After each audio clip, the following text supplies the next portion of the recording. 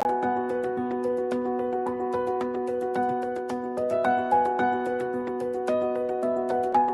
Bogo in the north to Sambuan in the south, Spanish period structures such as churches, ancestral houses, convents, and plazas are all over Cebu.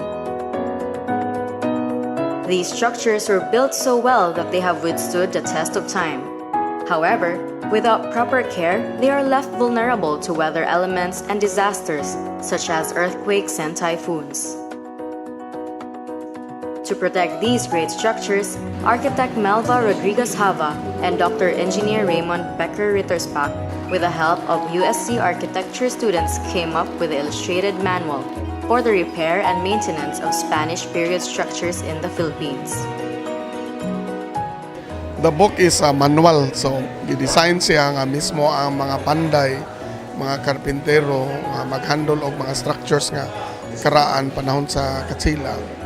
Magamit niya, illustrated siya, although it's in English, pero the illustrations are clear enough nga maski dili ka kaayo maayo sa English, makasabot ka unsay istoryahan sa libro. So it's for owners of heritage structures sa Spanish period nga natukod nga unsa ang pag-maintain day to day, unsa ang paglimpyo, unsa ang pag-repair kung naay gamang damage.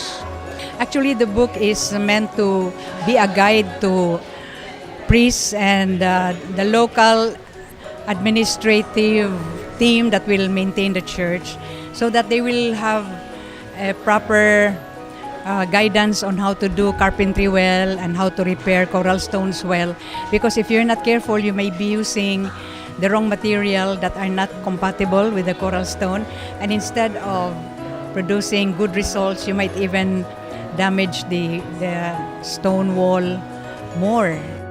Featuring case samples from Cebu and Bohol, the book goes deep about Spanish structures, including details such as plans, roofing, carvings, and ceiling paintings, what typical damages they incur, and how to restore them.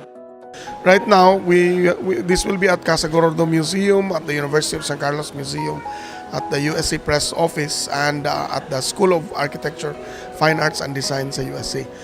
We will also send copies through bookstores like Solidaridad Press in Manila and our other 32 other distributors nationwide.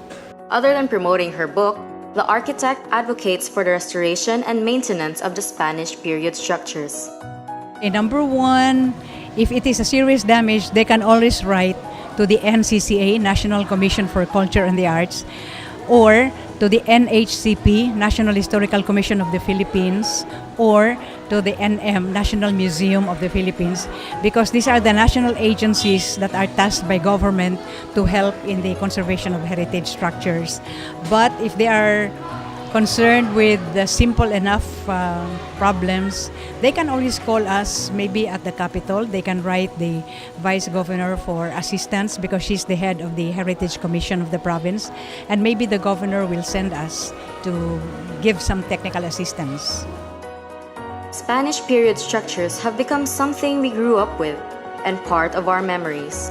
It is important to care for these structures, to respect the hard work of our great-grandparents, and to preserve them for the next generations. So I think the most important approach to conservation is daily maintenance, periodic maintenance, not so much the more sophisticated interventions.